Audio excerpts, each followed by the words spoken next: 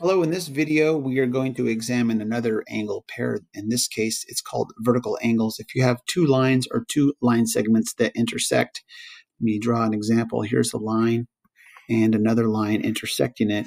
You're going to have two sets of what we call vertical angles. Vertical angles will be angles that are not adjacent to one another. The angle over here, for example, to the left is a vertical angle with the one opposite it or on the other side. Notice they're not adjacent to each other. So if I were to, and sometimes when we draw these types of intersections, we even give angles number names. So I might call this angle 1, angle 2, angle 3, angle 4. So it would be true in this picture that angles 1 and 3 are vertical angles.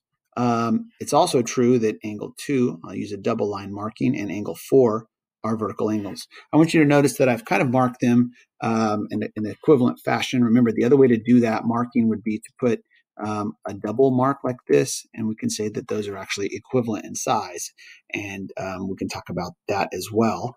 Why are those equivalent in size? How do we know, in fact, that angle 2 is not only a vertical angle to angle 4, but it's also equivalent in size? So let's go back for a moment and just maybe examine that with angles 1 and 3. How do I know that those are not only vertical angles, but actually they are equivalent? And so the way to think about it is to look at the linear pairs that exist.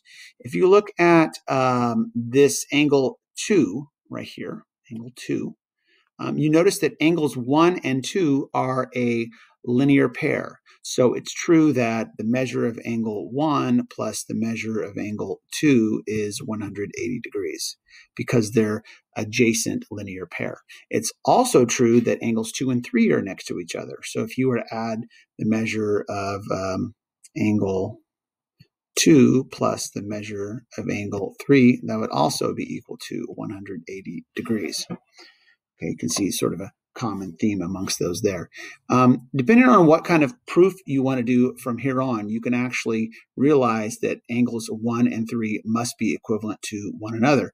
And it's pretty easy to see algebraically that if you take either one of these equations and you were to subtract angle 2 from both sides of the equation, you would come up with these statements where the measure of angle 1 would be equivalent to 180 subtract the measure of angle 2, and measure of angle 2 is also equal to 180 degrees minus measure of angle, I said that wrong, it's measure of angle 3, I apologize, is equal to 180 degrees minus the measure of angle 2. That's just by subtracting the measure of angle 2 from both sides.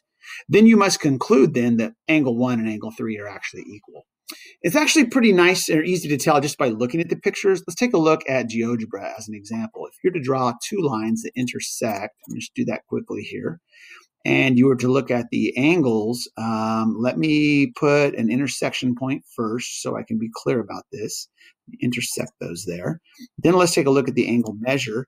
Let's take a look at angle D, E, B. You can see that's 47 degrees. Its vertical angle C, E, A, also 47 degrees. It's pretty easy to see that that's the case visually, but it's nice to prove it as well. So that's what I was doing for you. Going back to the drawing board here, you can use that idea to come up with algebraic statements. In this particular diagram, the angle at left, 11y minus 36, is a vertical angle to angle 63, labeled 63 degrees. So it's true necessarily that these two measures are equal. You could make an equation, 11y minus 36 equals 63, and you could solve for the value of y, which I'm not going to do on this video. You can do that as a further exercise.